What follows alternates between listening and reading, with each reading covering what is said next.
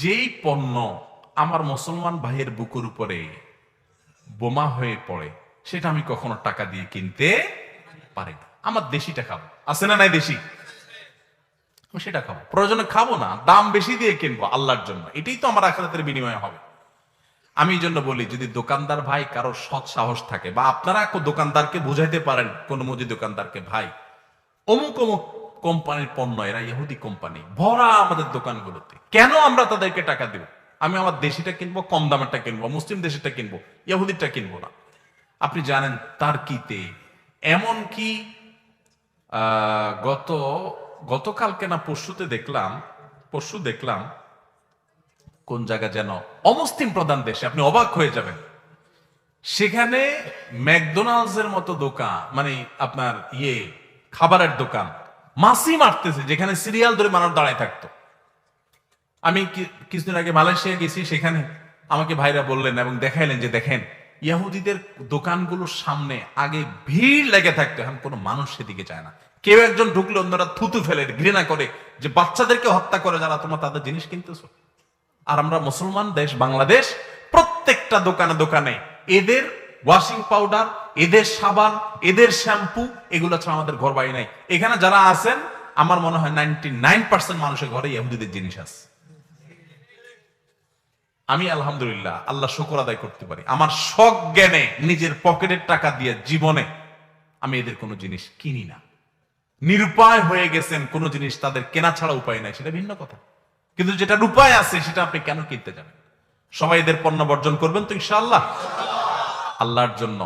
আল্লাহর জন্য যদি ত্যাগ করেন, এটাই আপনার আখিরাতে নাজাতের জরিয়া হবে ইনশাআল্লাহ। চেষ্টা করবো না ইনশাআল্লাহ? এই বনি ইসরাইল এবং ইহুদিদের পণ্য আমাদের দোকানগুলোতে ভরা, ঘর বাড়িতে।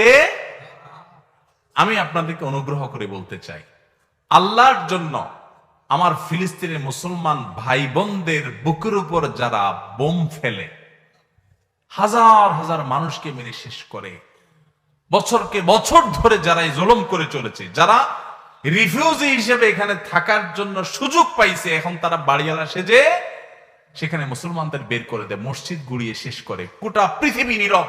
যারা সারাদিন আমাদেরকে মানবাধিকারের সবক শোনায়, এদেশে সমকামিতা করার জন্য, অধিকার আদায় করার জন্য যারা কোটি কোটি টাকা বাজেট দেয় আর খরচ করে, ওই মানুষগুলো সেখানকার এই বোমা হামলার পরে মুখে কুলুপ দিয়ে বসে থাকে, আছে না নেই? আমাদের দেশেও দেখবেন টেলিভিশনে লম্বা লম্বা সবক শোনায় কিছু সুশীল আছে না, বুদ্ধিজীবী, এই বদের হাড্ডিগুলো দেখবেন ফিলিস্তিন ইস্যুতে এদের মুখে সব কুলুপ। আজকে এই ঘটনা যদি কোনো অমুসলিম দেশে হইতো, তাহলে দেখতেন এরা সব পাগল হয়ে যেত, ঠিক না ভাই? ঠিক। কোরবানির সময় দেখবেন এরা সবগুলা নড়ে চড়ে উঠে, হ্যাঁ এতগুলা পশু হত্যা করা হচ্ছে, এটা মানবতা সাথে যায় না, আছে না? এগুলোই দেখবেন সবচেয়ে বেশি বার্গার কামড়ায় কামড়ায় খায়, গরুর গোশতের বার্গার খায়, মুরগির গোশতের বার্গার খায়, চিকেন ফ্রাই খায়, মুরগি তো আপনার কোন রকম রাইন্দা খান, এরা একদম কড়কড়া বাজাই করে খায়, আবার লম্বা লম্বা সবক শোনা।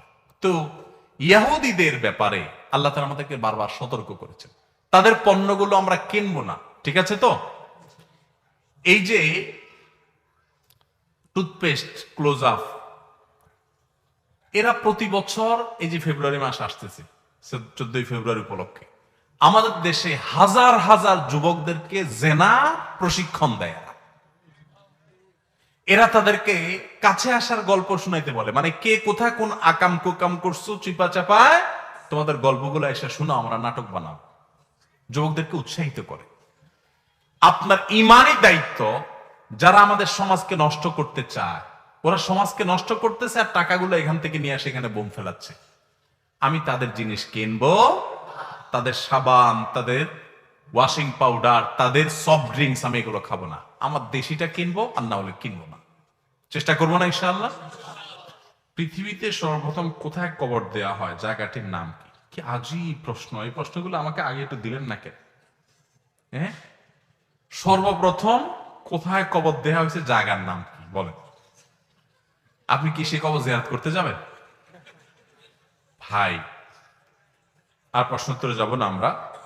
দেখুন, প্রথম মানুষ পৃথিবীতে যে মারা গেছেন তার নাম হলো হাবিল। তিনি কে? আদম আলাইহিস সালামের ছেলে। তাকে হত্যা করা হয়েছিল, সাধারণ মৃত্যু হয় নাই। সে হত্যাকারীর নাম কি? কাবিল, তারই আপন ভাই। ঠিক কোন জায়গায় মারা গেছে তার সেটা কোরআন হাদিসে কোথাও উল্লেখ হয় নাই। এত হাজার হাজার বছর আগের ইতিহাস, কোরআন এতটুকু বলেছে, আমরা এতটুকু জানি যে প্রথম মানুষ পৃথিবীর যে মারা গেছে তার নাম হলো হাবিল। তাকে হত্যা করেছে যে তার নাম হলো তার ভাই, হিংসা করে হত্যা করেছে। হত্যা করার পর প্রথম মানুষ মারা গেছে। তো আদম আলাইহিস সালাম পৃথিবীতে আসার পর ভাইদের মধ্যে মারামারি হয়ে এই ঘটনা। এরপরে তিনি যে হত্যা করছে সে চিন্তা করছে, হায় হায়, লাশ এখন কি করব, কারণ লাশ কি করতে এটা তো সে জানে না, দেখে নাই। তো আল্লাহ তাআলা কোরআনে বলছেন যে একটা কাক পাঠিয়েছেন আল্লাহ। একটা কাক আরেকটা মরা কাককে বালু সরাইয়া বালুর নিচে রেখে উপরে বালু চাপা দিয়ে দিছে। তখন তার মাথায় বুদ্ধি আসলো, হায় রে, এই কাকের মাথার বুদ্ধিটা আমার মাথায় নাই, মানুষ খুন করে এরকম আমি বুদ্ধি লোপ পেয়ে গেছে। তখন সে মাটি খুদে তার ভাইয়ের লাশ রেখে দাফন করেছে। এই প্রথম মানুষকে দাফন করা হয়েছে। জায়গাটা এক্সাক্ট কোথায় এটা একমাত্র আল্লাহ ভালো জানেন। এত আগের কথা, সেটার নাম নিশানা এখন থাকার কথা না। যাই হোক, প্রথম স্ত্রীর অনুমতি ছাড়া বিয়ে করা যাবে কিনা? প্রথম স্ত্রীর অনুমতি ছাড়া বিয়ে করা যাবে কিনা, শরিয়ার বিধান যদি জানতে চান তাহলে শরিয়া, কোরআন হাদিস দ্বিতীয় বিয়ে করার জন্য প্রথম স্ত্রীর অনুমতি নেওয়াটাকে শর্ত দেয় না। তবে প্রচলিত আইনে আমাদের দেশে বলে প্রথমে স্ত্রীর অনুমতি নিতে হবে। আর যদি আপনার মাইদ্যর খাওয়ার ভয় থাকে তাহলে প্রথম স্ত্রী জিজ্ঞেস করে নেবেন। বুঝেন নাই কথা? যে না বইলা করলে কবর পাইলে পরে ঠ্যাং ঠুং ভাঙে ঠেঙে দিব, এর বাপ ভাইরা খুব ডাঙ্কু পার্টি, তাহলে তো জিজ্ঞেস করে নেবেন। বুঝেন নাই? জিজ্ঞেস করতে গেলে যদি আবার মায়ের খান, আমার আবার দোষ দিন না।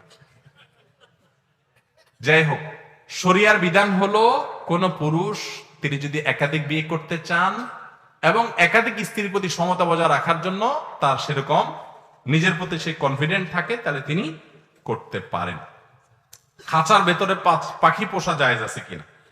খাঁচার ভেতরে পাখি, সেই সমস্ত পাখি পুষতে পারেন যে পাখিগুলো ওইভাবে আল্লাহ তাআলা সৃষ্টি করেছেন, এগুলো সাধারণত বাইরে উড়ে অন্যান্য পাখির মধ্যে বেঁচে থাকতে পারে না, আত্মরক্ষা করতে পারে না। আছে না যে সৃষ্টি ওইরকম যে কোমল, যে ওইভাবে, যেমন টিয়া পাখির কথা বলতে পারি, যে এটা নর্মালি অন্যান্য পাখির মতো উড়ে নিজেকে আত্মরক্ষা করতে পারে না।